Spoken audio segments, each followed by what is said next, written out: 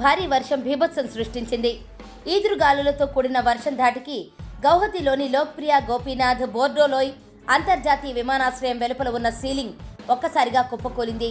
అయితే ఈ ఘటనలో ఎవరికీ ఎలాంటి గాయాలు కాకపోవడంతో పెద్ద ప్రమాదమే తప్పింది.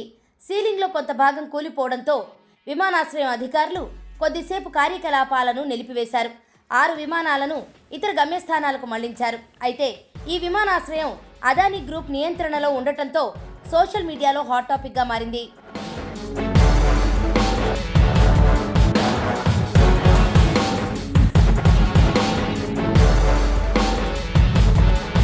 విమానాశ్రయంలో సీలింగ్ కుప్పకూలిపోయిన దృశ్యాలు సోషల్ మీడియాలో వైరల్ అవుతున్నాయి.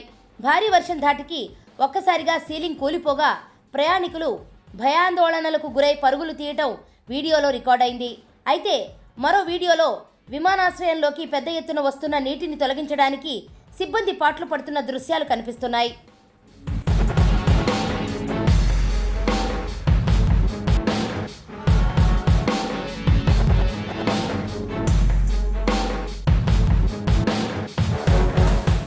మరోవైపు తుఫాను వల్ల ఎయిర్పోర్ట్ వెలుపల ఉన్న ఆయిల్ ఇండియా కాంప్లెక్స్లో పెద్ద వృక్షం కూడా కుప్పకూలిపోయింది.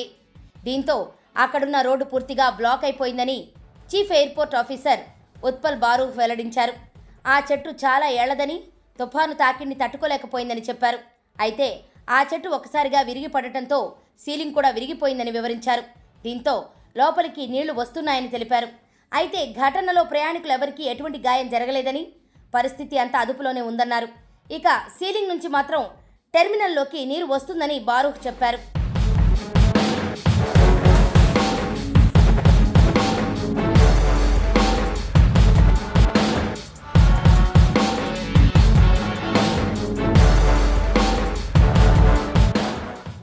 భారీ వర్షం కారణంగా గౌహతికి వచ్చే ఇండిగో, ఎయిర్ ఇండియా ఎక్స్ప్రెస్లు నడుపుతున్న విమానాలను అగర్తలా, కోల్కతాకు మళ్లించారు.